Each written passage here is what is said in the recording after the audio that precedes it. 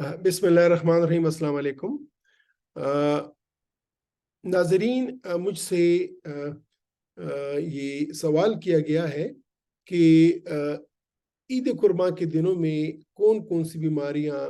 इसके साथ मखसूस हैं या कि हो सकती हैं। मेरे पहले वीडियो में मैंने आपको एक ओवरऑल जायज़ा दिया था कि ईद में हमारी खुराक में क्या तब्दीली आती है कि जिसकी वजह से बीमारियां बन सकती हैं। फिर दूसरी वीडियो में मैंने आपके कुछ सवालात के जवाब दिए थे जो आपने, मेरे दोस्तों ने मुझसे पूछे थे। आ, इस वीडियो में मैं एक मुख्तसरन जायज़ा लूँगा कि वो कौन सी बीमारियां हैं कि जो ईद उल अजहा से उनका डायरेक्ट कांटेक्ट है या रिलेशनशिप है और जिसकी वजह से बदन में वो मसले पैदा हो सकते हैं। जी नाजरीन, तो कल ईद उल अजहा है और मेरी तरफ से आपको ईद उल अजहा मुबारक। इसकी तमाम खुशियाँ आपको मुबारक, इसकी सआदतें आपको मुबारक, इसके पकवान आपको मुबारक। तो मुझसे ये पूछा गया है कि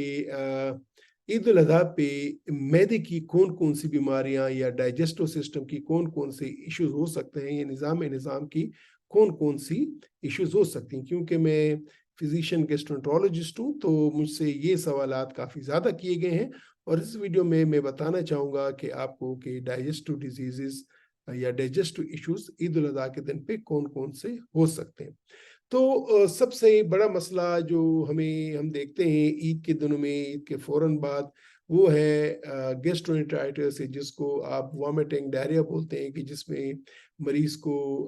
पेट में दर्द होता है, उसको उल्टियाँ शुरू हो जाती हैं और उसको दस्त लग जाते हैं। ये जिस तरह के मैंने कहा, इस वजह इसकी यही है कि हम एक तो बस यारखोरी कर लेते हैं, हमारी डाइट मुकम्मल तौर पे चेंज हो जाती है ज़्यादातर, बल्कि एक्सक्लूसिवली इसमें प्रोटीन्स या गोश्त का इस्तेमाल ज़्यादा होता है, फिर रेड मीट का इस्तेमाल ज़्यादा होता है, मिर्च मसालों का इस्तेमाल ज़्यादा होता है, और इसके साथ हम इसमें जो है ना ये एनिमल फैट्स का इस्तेमाल ज़्यादा करते हैं, हम सॉफ्ट ड्रिंक्स का इस्तेमाल ज़्यादा करते हैं, और हम एक टाइम नहीं रखते, बहुत ज़्यादा हम बसियारखोरी करनी शुरू कर देते हैं, जिसकी वजह से वॉमिटिंग डायरिया ये कॉमन है। और हमारे हॉस्पिटल्स में, हमारे क्लिनिक्स पे, हमारी इमरजेंसीज पे ये मरीज आते हैं। इसको आम अल्फाज में गैस्ट्रो बोलते हैं। स्पेशली जब मानसून की मौसम में, जिस तरह के आजकल के मौसम है, जब ईद कुर्मा आती है, तो एक तो ये कि बस यार होरी होती है, दूसरी ये कि हमारे पानी में भी इश्यूज आ जाते हैं, हम जानवरों की आलाइशों को प्रॉपरली डिस्पोज ऑफ नहीं करते, अपना सैनिटेशन का अमला बेचारा लगा रहता है, लेकिन हमने इतनी आलाइशें बाहर फेंकी होती हैं, ये तमाम इश्यूज मिलके वोमिटिंग एंड डायरिया का इशू करता है। तो ये बहुत बड़ा इशू है, और कभी कभार इसमें इतनी ज़्यादा डिहाइड्रेशन हो जाती है कि खुदा न खास्ता मौत भी वाक़या हो सकती है। तो इस इशू से बचने के लिए वही है कि इत्तेदाल पे खाया जाए, मिर्च मसालों को ज़्यादा इस्तेमाल ना किया जाए, और साथ में आप जो है ना वो फ्रूट्स वेजिटेबल्स का इस्तेमाल करें, और अगर आपकी तबीयत ज़्यादा ख़राब हो रही है तो डॉक्टर से मशवरा लाज़िमन करें। दूसरी इश्यूज या दूसरा जो मसला होता है वो है हार्ट बर्न का या एसिडिटी का, कि पूरा सीना जल रहा होता है, पेट में दर्द शुरू हो जाता है। ये उन मरीजों को भी हो सकता है कि जिनको पहले से एसिडिटी या पेप्टिक अल्सर की बीमारी थी, लेकिन अगर किसी को ना भी हो तो उनको भी ये मसला हो सकता है, और वजह बहुत ज़्यादा है, हम मैदे को भर लेते हैं, प्रोटीन से भर लेते हैं, इसमें जो है ना बहुत ज़्यादा मिर्च मसाले डालते हैं और हर वक्त डालते रहते हैं। तो मैदे की एक कैपेसिटी होती है, उसको स्टोर करने की भी कैपेसिटी है, इसको काम करने के लिए भी एक लिमिटेड मिकदार में खुराक चाहिए होती है। इनको हज़म करने के लिए जो एंजाइम्स होते हैं, जो तो वो भी एक लिमिट में होता है। लेकिन अगर हम बहुत ज़्यादा प्रोटीन डालेंगे, फैट डालेंगे, तो उसको हज़म करने के लिए बहुत ज़्यादा एसिड बनेगा, और वो एसिड जब ऊपर आता है, खुराक के नली की तरफ आता है, तो पूरा सीने को जलाता है। तो और इसमें कभी-कभार इतनी सीवियर पेन होती है कि लोग कन्फ्यूज़ हो जाते हैं कि आया ये दिल का मसला है या ये फिर एसिडिटी का मसला है। और कभी-कभार खुदा न ख़ास्ता फिर खून की उल्टियाँ भी आ जाती हैं, उल्टियाँ भी शुरू हो जाती हैं, बड़ा इश्यू होता है। तो इससे बचने का वही तरीका है कि अगर आप पहले से एसिडिटी के मरीज हैं, हार्ट बर्न के मरीज हैं, फिर तो आप अपनी दवाइयों को रेगुलर इस्तेमाल करें। न हुआ तो अगर आपको एसिडिटी होती है तो इसको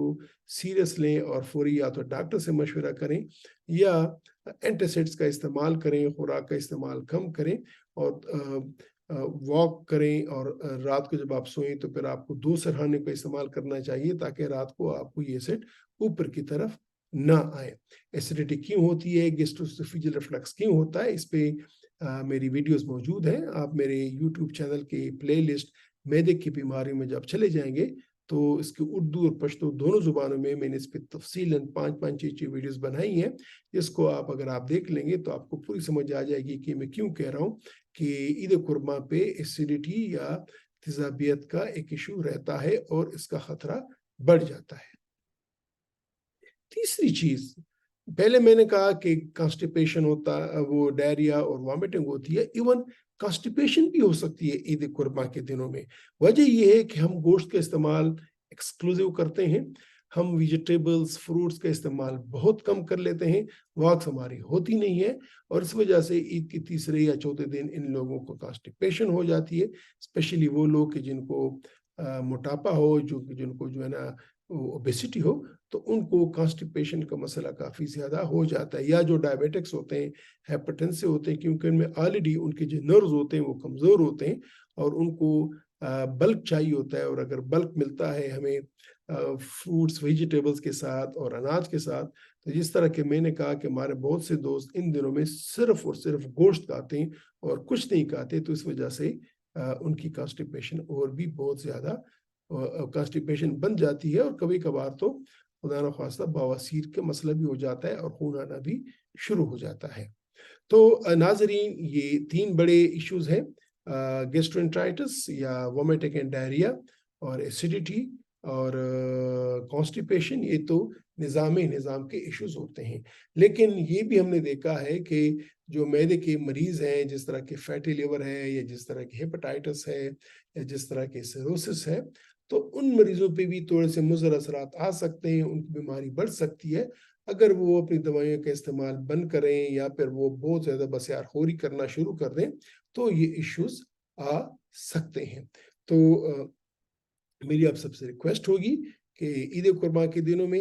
eat healthy and stay healthy. आप हेल्दी खुराक खाएंगे, बैलेंस्ड खुराक खाएंगे तो आप हेल्दी रहेंगे और आप ईद की खुशियों को इंजॉय करेंगे अपनी फैमिली के साथ और एक खुश खुरम ये यादगार आपका बनेगा। तो नाजरीन, उम्मीद है कि इन 3 वीडियोस में से में आपको आइडिया हो चुका होगा कि ईद कुर्बान पे क्या क्या हेल्थ इश्यूज आ सकते हैं और इनको हमने कैसे उनके साथ कोप करना है, कैसे उनको से हमने बचना है। 1-2 वीडियोस में और बनाऊंगा जो कि मुझे बनानी चाहिए, इंपॉर्टेंट है, वो है फैटी लिवर, कि स्पेशली ये फैटी लिवर बहुत ज़्यादा है और हमने देखा है कि हमारे फैटी लिवर के मरीज़ या जिगर की चर्बी के मरीज़ बिल्कुल ठीक हो चुके होते हैं, लेकिन ईद के बाद उनके एंजाइम ज़्यादा हो जाते हैं, उनका इशू ज़्यादा हो जाता है। वो क्यों होता है, उसको क्या करना चाहिए, तो एक पे एक मेरी मुख्तसर वीडियो होगी, तो वो भी मैं आप लोग के साथ शेयर करूँगा, क्योंकि बहुत इंपॉर्टेंट है कि जब तक हम ये ना करें उस वक़्त तक हमें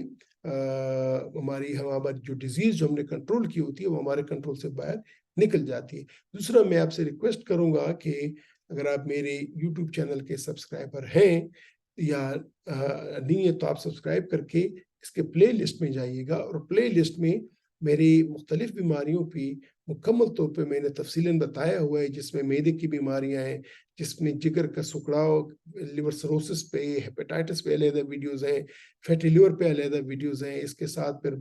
शुगर, ब्लड प्रेशर, ये तमाम, तो आप उनको लाजमन देख लीजिएगा। अगर आप खुद इनके मरीज़ हैं, खुदा ना ख्वास्ता, या आपके रिश्तेदार इनके या आपके यार दोस्तों में से ये कोई मरीज़ है, तो थोड़ा सा सुन लीजिएगा। मुख्तसर से वीडियोज़ है लेकिन वो आपको बहुत ज़्यादा टिप्स बताएंगे कि ईद के दिनों में और उसके बाद भी आप अपने आप को कैसे हेल्दी रख सकते हैं। इजाज़त लूँगा, अपना ख्याल रखिएगा। खुदा हाफिज़।